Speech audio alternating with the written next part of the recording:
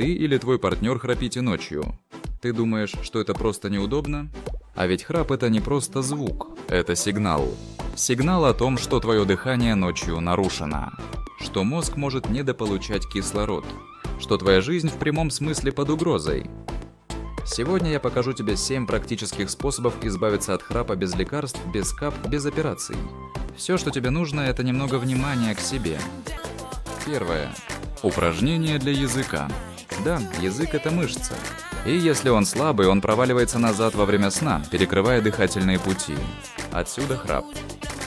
Упражнение простое. Упри язык в небо и медленно веди его назад, как будто стараешься толкнуть глотку. Повтори 20 раз утром и 20 перед сном. Через 7-14 дней ты уже почувствуешь разницу. Второе. Спи на боку, а не на спине. Когда ты лежишь на спине, язык и мягкое небо проваливаются назад, что создает вибрацию и мешает воздуху свободно проходить. Храп усиливается. Совет. Положи за спину плотно свернутое полотенце или маленькую подушку, это не даст тебе переворачиваться во сне. Третье. Укрепляй дыхательные мышцы. Вот простое упражнение. Сожми губы в трубочку и делай выдох с сопротивлением. Повторяй 10-15 раз. Это активирует мышцы горла и гортани. Ты буквально тренируешь дыхательные пути, чтобы они не спадались ночью. Четвертое. Промывай нос перед сном.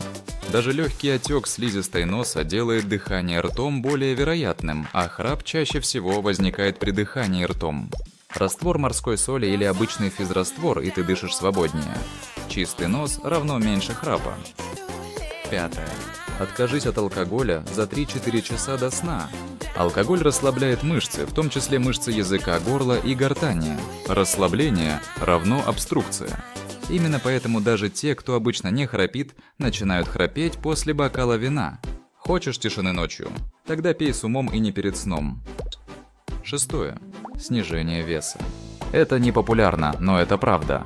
Лишний вес, особенно в районе шеи и подбородка, сдавливает дыхательные пути. Каждый минус 3-5 килограмм – это минус храп. Это не про эстетику. Это про дыхание, мозг и жизнь. Седьмое. Правильная подушка. Слишком высокая подушка сгибает шею вперед. Слишком мягкая проваливает голову. И то, и другое затрудняет дыхание. Выбирай анатомическую подушку средней жесткости и следи, чтобы голова и шея были на одной линии. А теперь главный вывод. Храп – это симптом. Ты не обязан с ним жить. Ты не обязан принимать лекарства. Ты не обязан смущаться или терпеть. Ты можешь попробовать простые вещи, которые реально работают. Дай телу шанс, и оно тебя отблагодарит. Сохрани это видео, поделись с тем, кто тебе дорог.